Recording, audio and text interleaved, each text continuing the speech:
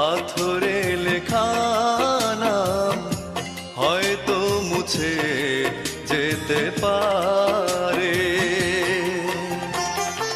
মুছবে না কোনো দিন হৃদয়ে লেখা নাম। ভালোবাসি আমি যারে, পাথরে লেখা নাম হয়তো মুছে যেতে পারে।